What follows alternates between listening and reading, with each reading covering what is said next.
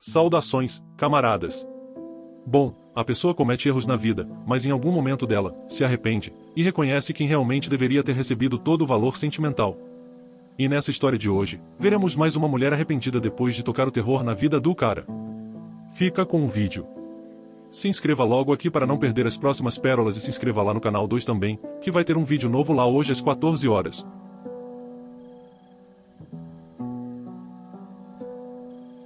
Não sei se algum dia poderei me perdoar. Eu, 28F, traí o amor da minha vida, 30M.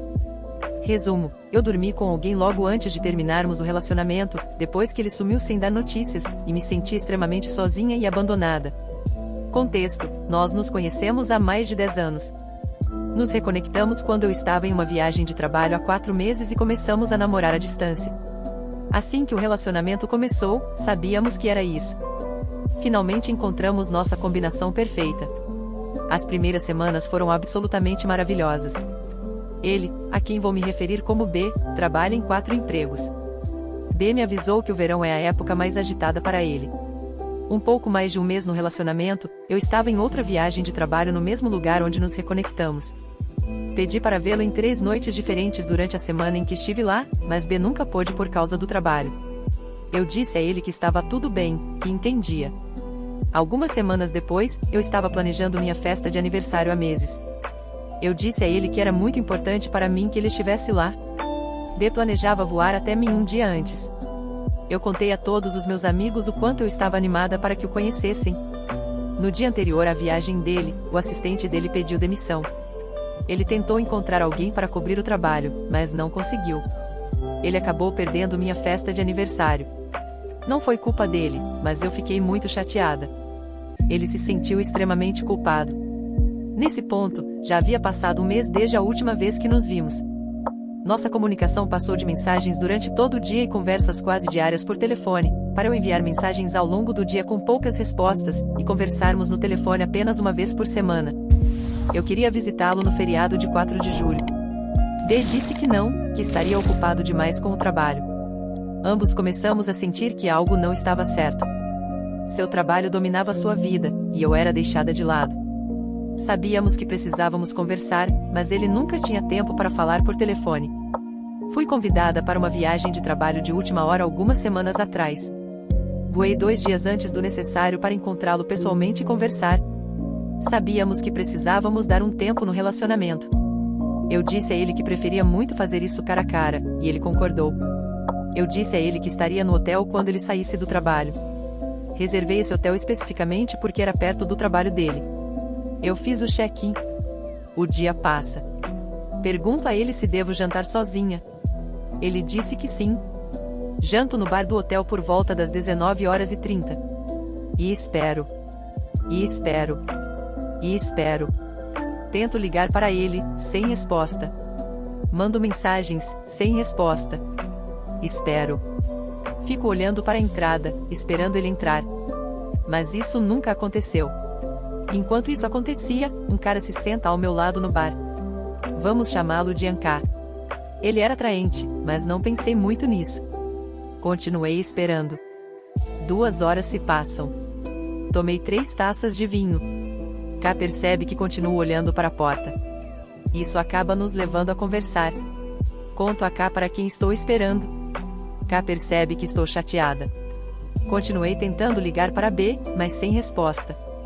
K oferece para me pagar outra bebida, e eu aceito. Continuamos conversando. Continuei olhando para a porta. Ele pergunta se quero tomar uma dose de bebida. Nesse ponto, já estava esperando por B há mais de 3 horas. Então eu aceito a dose. K me diz que não acredita que B vá aparecer. Continuamos bebendo. Estou bem bêbada. Estou muito chateada. Conto a K que devo ir para o quarto dormir. Ele pergunta se pode me acompanhar até lá. Eu digo que sim. Estamos parados do lado de fora do meu quarto. Começo a chorar e ele me abraça, dizendo que eu não mereço ser tratada dessa maneira. Me senti tão sozinha e abandonada por B queria companhia. K entrou no meu quarto e nós acabamos fazendo sexo. Assim que terminou, não consigo descrever o imenso sentimento de culpa e vergonha que senti. K tenta me dizer que mereço algo melhor, mas não consigo parar de pensar no fato de que acabei de trair o amor da minha vida. Peço para K sair. Ele vai embora. Tento ligar para B. Sem resposta. Choro até dormir.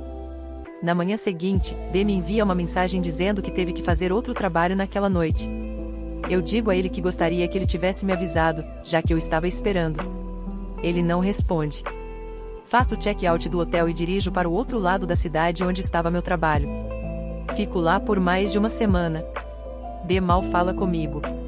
Ele não vem me ver. Na última noite da viagem de trabalho, estava bebendo com meus colegas de trabalho. Todos nós vamos dormir, e eu ligo para B e deixo uma mensagem na caixa postal. Não me lembro completamente do que disse, então mandei uma mensagem de texto para B na manhã seguinte pedindo desculpas se disse algo bobo. Ele disse que a mensagem de voz foi realmente triste, e que eu disse que era como se ele estivesse me ignorando. Ele perguntou se eu me sentia assim. Eu disse que sim, e finalmente conseguimos conversar pelo telefone. Essa foi a primeira vez que falamos ao telefone em 12 dias. A ligação durou cerca de 30 minutos. Ambos concordamos em dar um tempo enquanto ele resolve suas questões no trabalho. Não queremos desistir completamente porque sabemos o quanto isso tem potencial. Então, por enquanto, pausamos o relacionamento. Quando finalmente voltei para casa após a viagem, desabei. Chorei por mais de 1 hora. Em parte porque não estamos mais namorando, e em parte por causa da culpa que sinto por ter dormido com outra pessoa. Não sei o que fazer comigo mesma. Não conheço ninguém tão ocupado que não possa parar um minuto para responder a uma mensagem de texto, e trabalho em um campo muito exigente. Não acho que B esteja sendo completamente honesto com você. Isso realmente parece que B não está no relacionamento. Se ele realmente deseja um relacionamento com você, o trabalho dele é simplesmente real. Ele não tem tempo para nenhum tipo de vida. De qualquer forma, você precisa seguir em frente. Ele não quer um relacionamento, ou é incapaz de ter um relacionamento. Dói, com certeza, mas apenas siga em frente. Ah, e não traia o próximo cara. Eu posso entender porque você se sentiria culpado, mas acho que B mereceu. É como deixar uma criança sozinha e ficar chateada quando descobre que outra pessoa cuidou dela na sua ausência. Ele claramente nem priorizou dizer para você não esperar por ele naquela noite. Isso não é justo, e você merece buscar alguém que esteja disponível. Se você deu sua palavra a ele, seria fiel e não foi, isso é uma coisa, parece que é o caso, mas não há como B ficar tão chocado quando descobrir. O que você espera quando negligencia um relacionamento nesse grau? Eu, F21, me sinto feia e nojenta porque meu namorado, M25, me traiu. Não consigo dormir, e me sinto tão triste e feia desde que descobri, há cerca de 5 horas atrás. Eu sei que ele vai ler isso, porque ele fica stalkeando minha conta o tempo todo. Para contextualizar, ambos estamos na faculdade e somos amigos íntimos com benefícios há cerca de 1 ano, e decidimos oficializar o relacionamento há cerca de 1 mês. Tivemos problemas no último ano, embora não estivéssemos oficialmente namorando, mas conseguimos superá-los juntos de maneira saudável. Há cerca de 1 mês, ele me pediu para ser sua namorada, e eu disse sim. Eu estava esperando por esse momento o tempo todo em que estivemos juntos. Eu amava desde então, e ele disse várias vezes que me amava também. 2 semanas depois de começarmos a namorar exclusivamente, ele me apresentou à sua família, embora a mãe dele já soubesse que estávamos meio que namorando. Ele também pediu que eu fizesse o mesmo, e meus pais gostaram dele. Nas últimas semanas, ele fez muitas perguntas sobre se eu converso com outros caras, ou se estou traindo ou ficando com outras pessoas sempre que brigávamos, especialmente durante os momentos em que ficávamos em pausas temporárias no relacionamento. Ele vasculhava meu telefone e eu respondia a ele com toda a honestidade que não havia nada disso. Há 5 horas atrás, fomos a um encontro, fazemos isso com frequência, já que é período de férias de verão, e depois fizemos sexo no carro para encerrar a noite. Depois, fui para o banco da frente e comecei a mexer no telefone dele, fiz isso porque ele sempre mexia no meu telefone procurando por qualquer sinal de traição. Acidentalmente, cliquei no perfil dele e vi que ele tinha outra conta no Reddit. Não me lembro do nome dela, mas lembro de ver uma postagem dele mostrando a parte de cima do corpo e as pernas. Achei estranho até ler mais sobre a conta alternativa dele. Lendo sua biografia, descobri que era uma conta onde ele basicamente se oferecia como parceiro para sexting de longo prazo.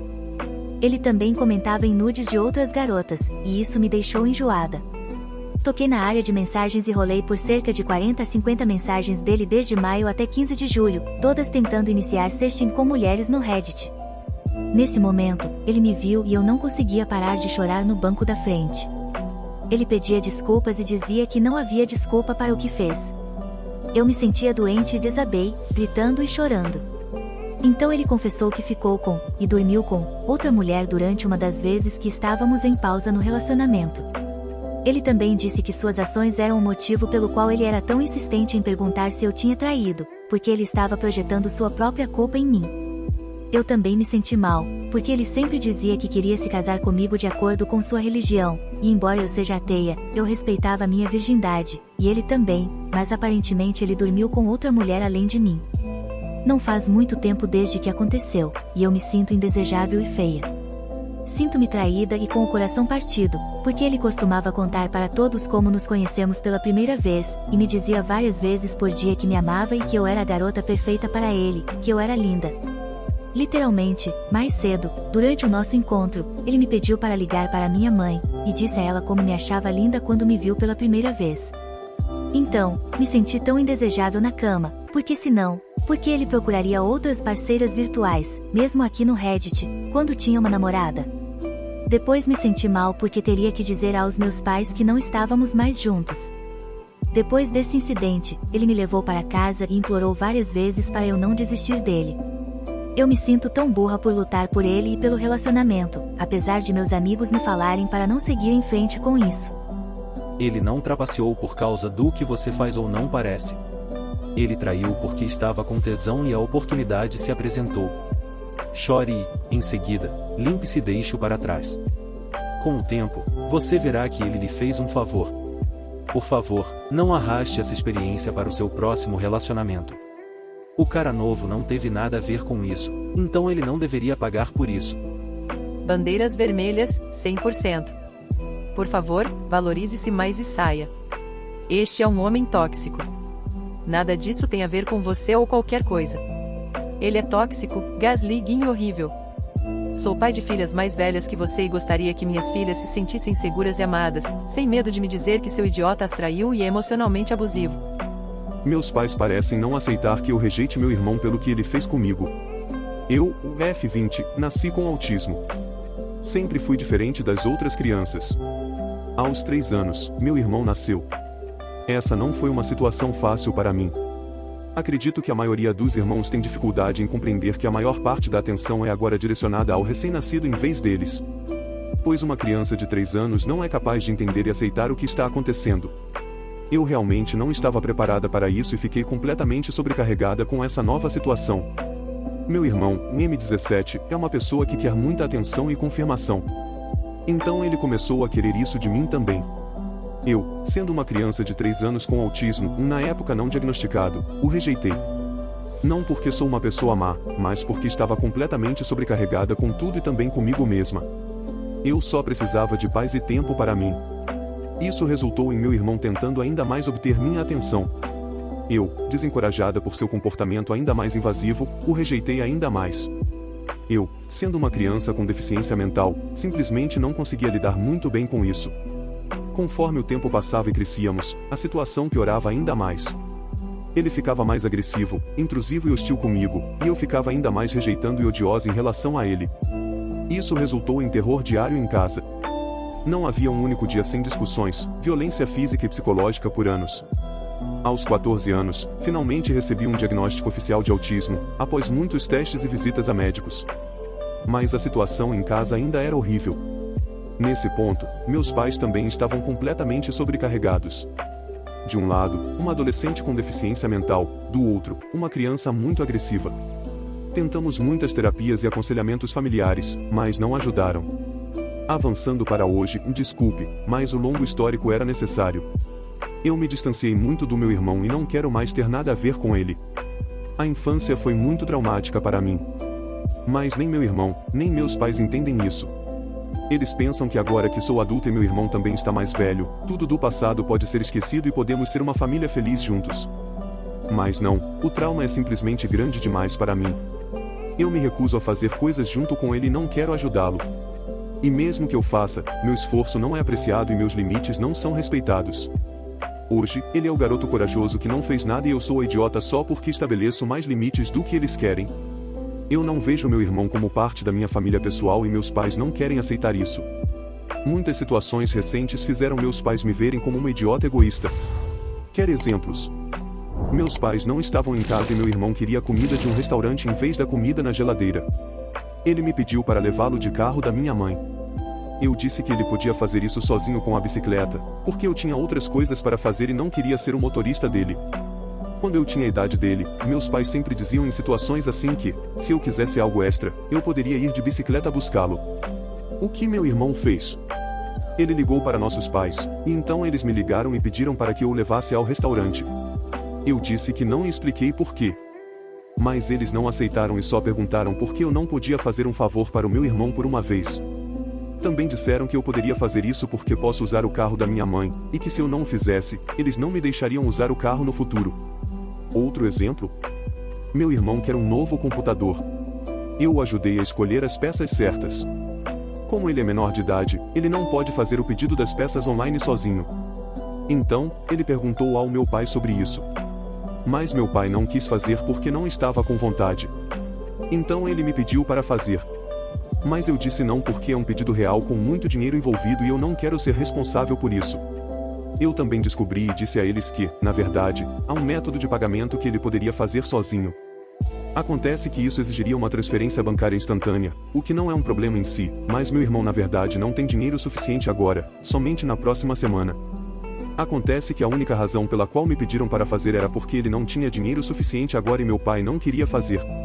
Mas meus pais não aceitaram minha decisão aqui e gritaram comigo: é só um clique. Por que você não pode fazer um favor para seu irmão por uma vez? Eles disseram que sou um idiota egoísta porque eles, meus pais, me ajudam muito com as coisas, mas eu me recuso a ajudar meu irmão. A questão é que eu não sou o pai do meu irmão. Por que eles estão comparando? A relação com meu irmão é completamente diferente da relação com meus pais. Próximo exemplo. Cortar a grama. Eu tive que cortar a grama por anos, apesar de ser alérgico, rinite alérgica. O argumento da minha mãe era: eu tenho que fazer tantas coisas na casa, então você tem que ajudar aqui. O resultado era olhos irritados e nariz entupido. Agora meu irmão foi pedido para fazer isso. Então, meu irmão me pediu, ele não sabia que minha mãe já tinha pedido a ele, para fazer. Eu disse não por causa da alergia e que minha mãe já tinha dito para ele fazer. Ele disse que só não queria fazer porque não estava com vontade. Finalmente, convenci meus pais de que eu não ia cortar a grama. Na manhã seguinte, minha mãe me ligou e pediu para eu explicar ao meu irmão como usar o cortador de grama. Eu cortava grama desde os meus 13 anos mais ou menos. Ele tem 17 anos. E agora eu tenho que ensinar ele? Ele não poderia simplesmente assistir a um vídeo no YouTube? Sim, eu poderia ajudá-lo toda vez que ele age como uma criança tola, mas eu só quero estar o mais longe possível do meu irmão por razões muito boas. Próximo exemplo. Véspera de ano novo em casa. Meus pais e meu irmão estavam de férias e eu estava em casa com minha namorada. Nós concordamos em comer cachorros quentes para o jantar porque meus pais não queriam cozinhar logo após uma longa viagem. Mas não, horas antes de chegarem, meus pais me ligaram e enviaram uma lista de compras enorme para um grande churrasco de raclette. Eles também comeriam cachorros quentes porque queriam um mínimo esforço para eles mesmos. Mas meu irmão queria um grande raclette, então eu tive que fazer compras em massa horas antes dos mercados fecharem, só porque ele queria raclette. Último exemplo. Drogas. Eles estão de acordo com meu irmão bebendo bebidas alcoólicas fortes desde os 16 anos, como todo fim de semana em festas com amigos. Eu não posso beber por causa de medicação. Mas meus pais me disseram que, se eu usar qualquer outra droga, como psicodélicos ou algo assim, eu estaria em apuros com eles. É perigoso e eu poderia morrer por causa disso. Como se eu fosse adulto. Vocês estão me repreendendo por drogas, mas deixam seu filho menor beber uma das drogas mais prejudiciais que existem? Esse fenômeno de segundo filho é tratado com menos rigidez que o primeiro filho e está muito presente em nossa família. Eu odeio isso. Eu não me dou muito bem com meu irmão e agora também não me dou muito bem com meus pais. Estou me tornando cada vez mais o excluído da família. Mas felizmente, isso terá um fim em breve. Estou me mudando para o meu próprio apartamento em uma cidade diferente, a 4 horas de distância dos meus pais. Minha namorada mora lá e estou feliz de ter um tempo longe da minha família. Obrigado por ler até aqui. Eu só queria contar minha história aqui, talvez obter algumas reações. Seus pais e irmão nunca vão respeitar ou se importar genuinamente com você. Quer você se mude ou more sob o mesmo teto, mas pelo menos com a mudança, você estabelece limites simples enquanto mantém distância de separação física para ter uma zona de conforto e ser capaz de silenciar ou bloqueá-los por meio de comunicação por telefone e da internet, se eles ficarem fora de linha. Portanto, se possível, saia de lá muito mais cedo ou mais tarde e não dê a eles o endereço da sua casa e da casa de sua namorada. Você não precisa de assédio físico e manipulações. Não subestime as pessoas, nem mesmo a família, que são tão narcisistas e delirantes com seu favoritismo para com seu irmão. Estão chateados porque você, o bode expiatório, está morando tão longe no mesmo país e nunca mais volta, nem mesmo no Natal.